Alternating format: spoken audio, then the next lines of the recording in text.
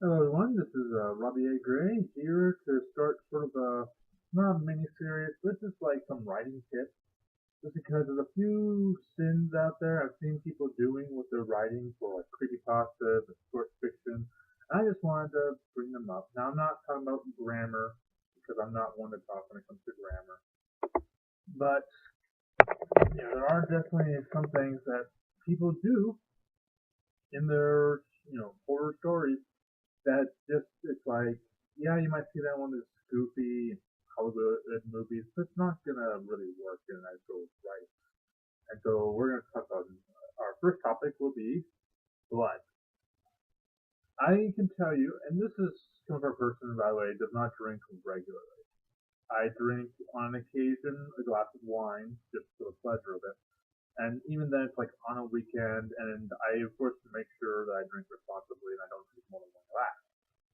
But there are some like stories where they mention blood so much, just the word blood, that if you were to take a shot glass of like alcohol, pure alcohol, which I've never done, I never would, if you were to do this, you'd be drunk halfway through the story. It's just that many words that many times they just say blood. They don't describe it any way else. They just say blood. So I'm gonna give you a few tips on how to avoid this drinking phenomenon. So first off, what is blood? Well, let's talk about the color. Blood is red or crimson.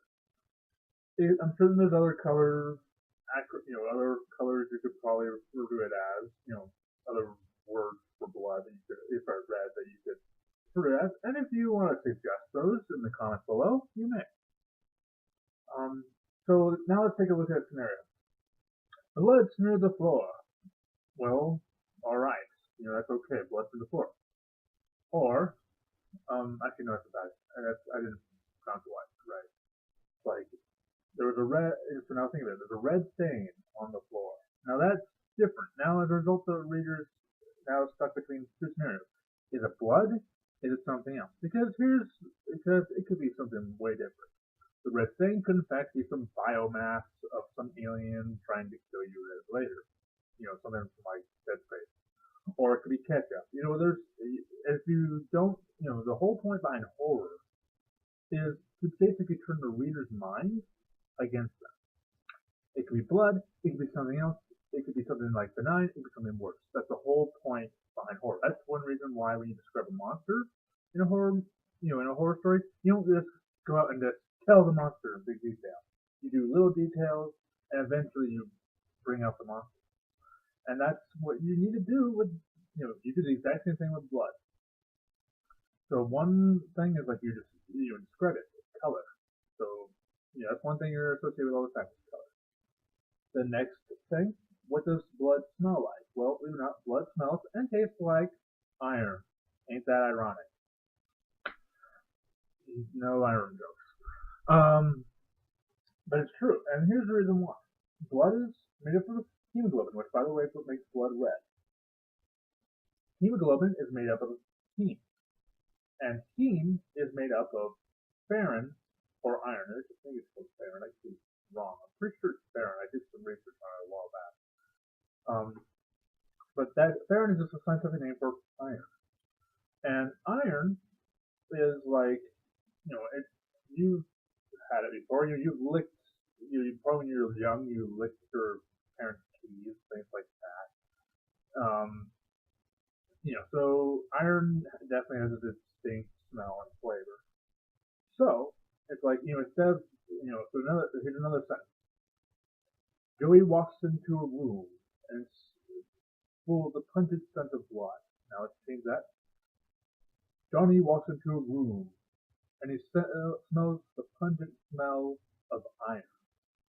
Now, as a result, this will bring about two images, and there's two opportunities that the reader can interpret. Either something rusty in there, which for those of you who play Silent Hill, that's still pretty scary.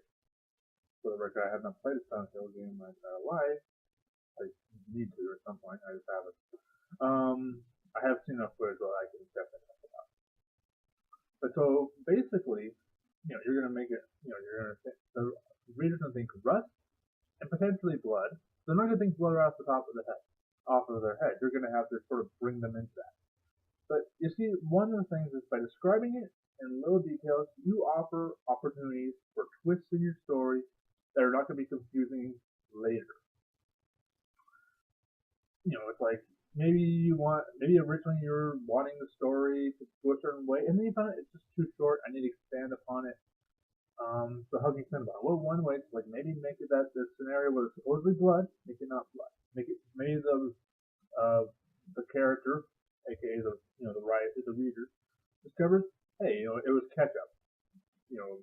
Johnny's nephew Billy was trying to make a hot dog and spilled ketchup all over. And then it's like, okay, that's why there's a red smear. And then he can go into a room and finding out, then you could go down these different, so you can have different twists and kind of confuse the reader. And that's kind of the whole point behind horror. You're supposed to confuse them, not enough to make it to the point where they don't want to read your story, but enough where it's like, what is going on, and then later you slowly fill them in, and the gears click, and then everything makes sense. That's one thing I want to do with blood. Another thing about blood is this. While everybody would tell you that a large majority of the human body is water, and that is true. However, despite what Hollywood likes to believe, we are not walking balloons of blood. We are not that. And here's a couple of things. A lot of people, it's like you see a lot of these horror movies and they get covered in blood like everywhere. It's like you have to realize blood is not as viscous as water. It's in fact has a lot more substance to it. Mainly because it's like the liquid portion of there's only like a small portion of the blood which is plasma, which is clear. That's a clear portion of blood. Then you have red blood cells, which is a large portion of the blood. And that's what makes it red. Then you have white blood cells, and you have platelets and clotting factors. One thing is like that Hollywood apparently seems to like to forget a lot is that blood is not blood is not designed to be outside the body. Blood is designed to be inside the body, and as a result, it's prepared to react to make sure that the host, the human, stays alive. That's why we have clotting factors. That's why when you cut yourself, you scab up. You don't continue bleeding. And so it's like, unless the character is going through like a horrific dream, there's no reason why the floor should be covered in blood. Liquid blood. And if it's blood, it should be like dried and caked. And if it's been over a lot, like an hour, the blood's already caked. It's less. There's like maybe a few exceptions to where you would have to kind of explain these exceptions in order to make it logical. If let's say that you have a monster in your story, if you want the person to come across the reader, to come across the body of a victim and there's blood out, but it's been like over an hour. There's only one reason you should explain why the blood has not solidified and confused. Either the monster had some sort of venom or toxin within their sting, their bite, whatever, that basically inhibits clotting factors. If the monster has that, and you hear about this with rattlesnakes, and maybe not rattlesnakes, but there are various snakes that do this. They bite you, your blood doesn't congeal, you bleed out. If you don't get medical attention, there's things. There's that. There's a lot. You could use that to explain your story. Maybe your monster does that. Another thing is this: some people actually are on anticoagulants. And you're thinking, well, why would you take an anticoagulant? The whole idea is to clot when you get sick. Well, here's the thing. During a surgery, they want you on an anticoagulant because if you don't, if you're lying down all the time in a hospital bed waiting for your doctor to go, you could develop and you've had a recent surgery, you could have a clot and develop in your usually it's seen in the legs and the feet. And what happens is the clot migrates up towards the core of the body, back towards the heart. As it does, it increases in size.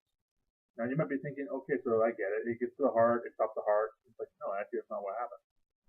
What happens is it goes in the heart. It goes in the heart just fine, no problem. This clot does nothing inside the heart, or if it does anything, it's very little.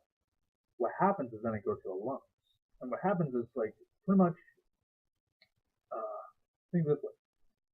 The clot has been like going through the blood system and the veins have been growing bigger and bigger and bigger. Well, veins, arteries, yeah, have been growing, getting bigger, bigger, bigger. They go to the heart, they're pretty big. So it's been growing big. It's grown so it can move around in these bigger shapes. Well, so then when you get the lungs, everything shrinks because it's designed to create surface area so that the blood can, you know, grab, basically exchange CO2 for oxygen.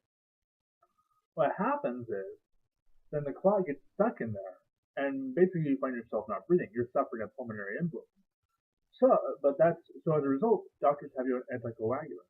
So then you can, and people who are in like who are in the threat zone for stroke will also be on anticoagulant. You know, so the result of that, if you want to say use that as like the reasoning behind, hey, it's an hour and this person has, the person steps in this person's blood and it's like, making shoe prints. You can use that as an explanation. So I'm hoping that by you reading this, that now you guys will avoid this bit. That you will describe blood differently. You won't say blood every sentence. Or even twice every sentence. You'll describe it. You'll add anticipation to your story. People who will be reading it will be kind of like, it's talking about blood, he's talking about something else. You'll do that. It adds suspense, and it kind of turns the mind of the reader against them, and that is a good thing. So I'm hoping you take this hint to heart. I'm hoping you take some of my suggestions, and if you have suggestions of your own that you think people should know about, post them in the comments below. I'm more than happy for people to talk about them as long as they remain on that topic or things like that. There will be no problem, and as long as there's all friendly behavior and nobody making fun of everybody, I'm cool with that. So thank you all. This is Robbie A. Gray signing off, and I hope to see you all in a future video.